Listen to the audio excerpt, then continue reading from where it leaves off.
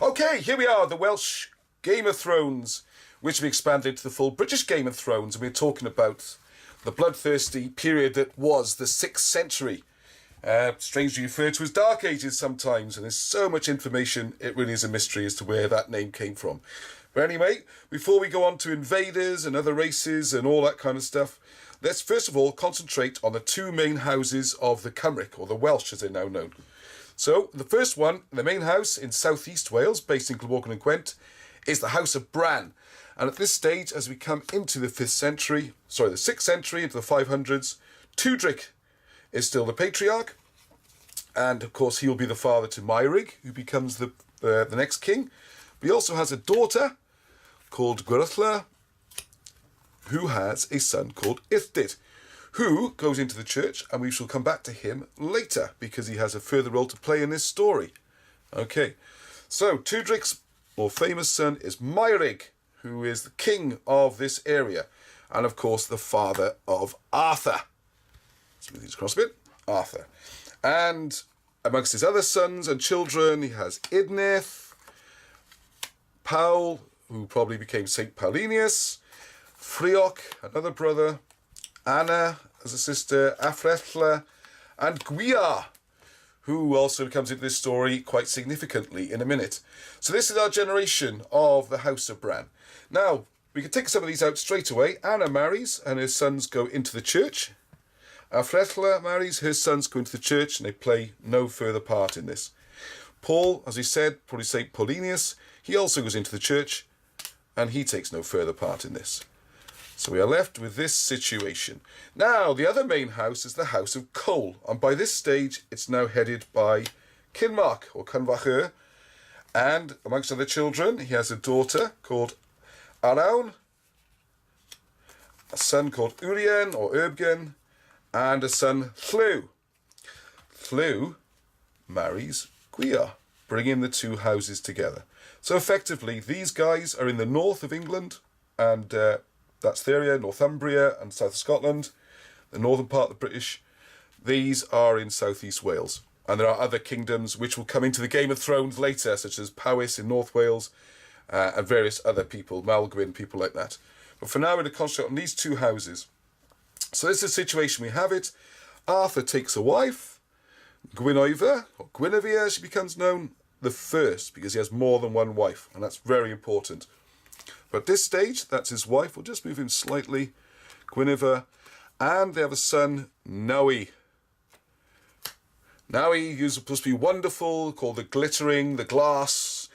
This magnificent son, who's going to be the successor and lead the British Empire into the future. Because at this stage, just to explain quickly, Heddwch is passing on, but Meirig is still here. And the thing with Meirig, and the way the British did things, you do not wait till you die to hand power over. Meirig seems to be injured quite early in his life, and he hands over a lot of, particularly the fighting and the armies, to his son Arthur, who at a very young age, possibly 15, was already in charge of the armies. The British Empire is made up of a number of kingdoms, and within those kingdoms then you had to choose someone to be the High Commander, or the Uther Pendragon, to run the armies and fight the wars if there was a common threat. Meirig had been an Uther Pendragon, and so had Heddwch a Taifad. So that is a title rather than a name, although there was someone with a similar name hundreds of years earlier, but that's something different. So for now, we have the situation, Arthur running the armies, he's got his wife, he's got his heir, we've got brothers, and a cousin lurking around there, and things are looking okay for the dynasty. Gwyar, and Llyw, they have possibly other children, but the two significant ones are the very famous Medrawd, who becomes known as Mordred. And be aware there's more than one Mordred as well. And we also have Gwalchmai, who becomes better known as Sir Gawain in the Green Knight stories. So as you can see from this, they are the nephews of Arthur. But they are still part of this northern dynasty, so they're not going to be inheriting before Nawi. Now, in 547, 548, there is an invasion, which we'll go to on another video.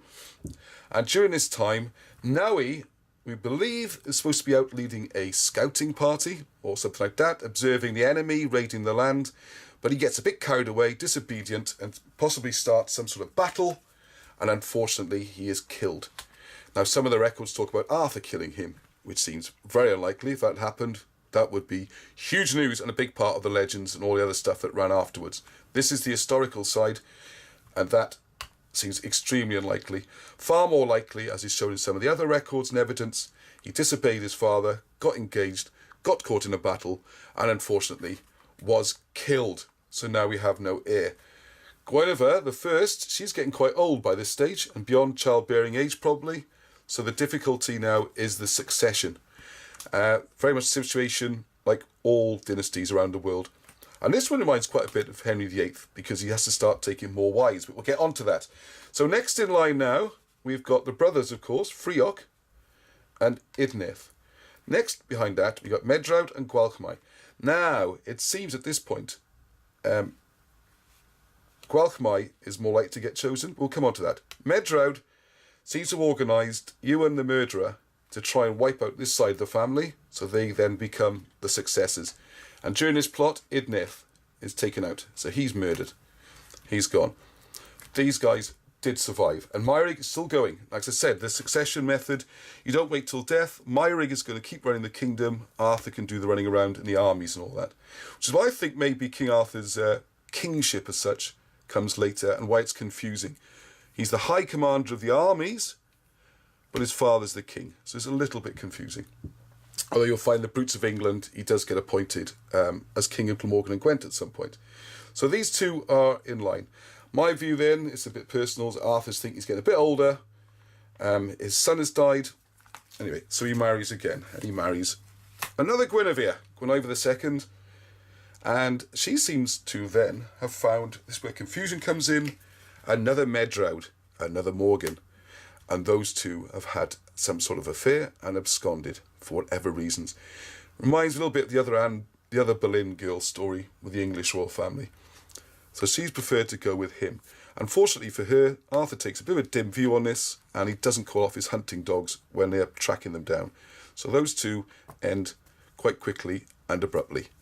Now, my view then is Arthur's probably thinking, oh, to heck with this. The old wife is causing all sorts of trouble about the fact he's remarried. She's not happy. He's getting grief. His heirs have died. His wife's been a disaster. Gwalchmai will take him on as Edling, or the heir apparent, who will take over on the death of Arthur. Now, this is all well and good, except it does seem to cause a problem in Medrawd. Now, some people say that Arthur married before this happened. My view is Arthur, it seems more likely to me that Arthur put Gwalchmai in charge before he took his third wife, and this will explain later the date of Morgan's birth being a little bit later. But we'll come on to that in a second. Don't want to things are confused enough already. So, of course, with this situation, we also have the pestilence then, 555 to 562, a comet in 562. So there's a slight mismatch of dates there, or something I also think is that the comet might have been the end of the pestilence, and that hit at the end. Maybe the heat destroyed whatever was causing the trouble and cleared the country.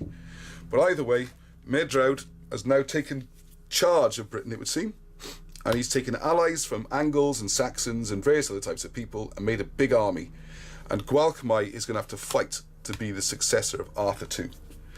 So slightly different to the Wilson books, where he has Gwalchmai supporting Arthur. I think it's the other way around. I think Arthur, although he's getting on a bit, has to come back and actually support Gwalchmai. The story goes that the first battle was on Longborth, which is a beach you can see in West Wales, and this is where Geraint died, and his stone to mark his death was recorded at 562, so it ties in with that. Medrawd is now on the run. He has his own family and people to collect, so he's got to move quickly.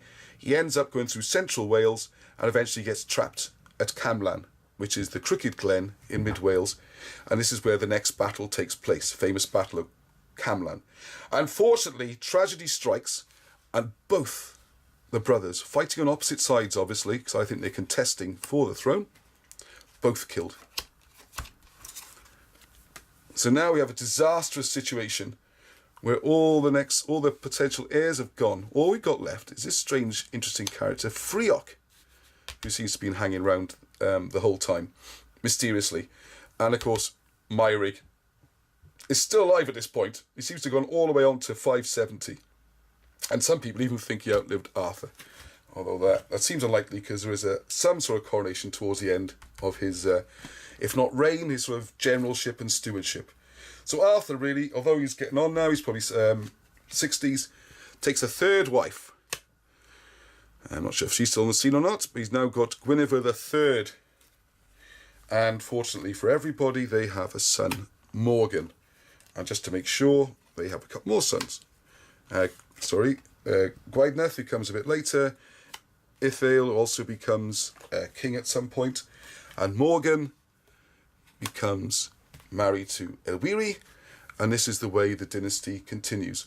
Now, the difficulty we have, do you remember we mentioned Illtyd right at the beginning of the story? The problem is, when Arthur dies... Arthur. Morgan is still very young. This is the reason why I put his birth date a little bit later. If Arthur died in 579, as is backed up with some of the Kentucky lectures and other stories, seems a very feasible date to me, then I would make Morgan born much later, which would make him about 12 years old at the death of Arthur. Either way, whether you go with a 562 or a 567 or a 569 birth, Morgan is considered too young to take on probably Frioch. So some sort of secret was put together whereby Illtyd, and this is where he comes back into it, took the body of Arthur and hid it in the cave that you can see in Coed y Mystery. When he's buried the body there, they have to wait for 2 years, and they have to keep things quiet, because at this point the kingdom is very weak. There's been at least 2 invasions. We've had the campaigns in the north. We've had terrible civil war. There's been the pestilence, the comet, the catastrophes. The country is in no state to suddenly have a young boy taking over and trying to keep this empire, what's left of it, together.